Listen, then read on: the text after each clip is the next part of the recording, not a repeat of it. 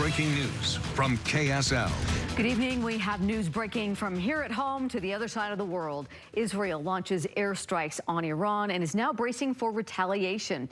And a judge rules the president's deployment of National Guard in Los Angeles is illegal. And that comes as a massive crowd hits the streets of Salt Lake City, joining the nation in protesting immigration raids. Hundreds gather and then march through the streets of downtown Salt Lake City, protesting President Donald Trump's immigration policies. The ICE Out demonstration was largely peaceful tonight, but it wasn't without some tense moments. We have team coverage tonight. Garnet Mejia spoke with Salt Lake City police, but we want to start with Andrew Adams, who was there from the beginning. Andrew?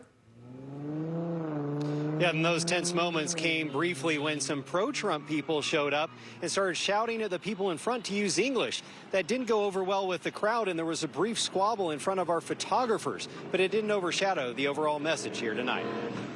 We have a First Amendment right to protest. On a hot summer night. We should not be scared to come out, guys. These are our streets.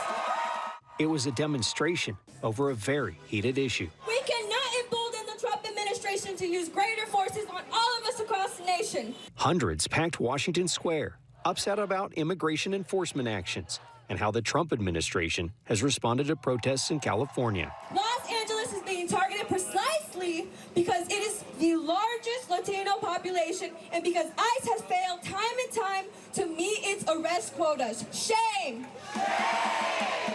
Demonstrators wanted to make their voices heard. It kind of reached a boiling point for me where it's like, okay, now I have to go out and do something about it. It's just our culture, it's our people, and we hurt everywhere, regardless if it's in California or here. This demonstration wasn't without tension. Decidió que nos íbamos a América. Speak English, please. Apparent Trump supporters demanded the speakers use English, only to be met with a fight. An attack on one of us is an attack on all of us.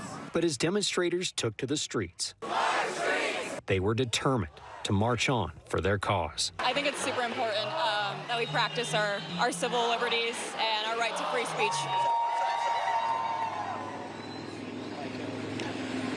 Well, there is still a little bit of a crowd across the street from where they started tonight. Most of that large crowd you saw earlier has dispersed, but there are maybe 50, 60 people over there across the street from us right now.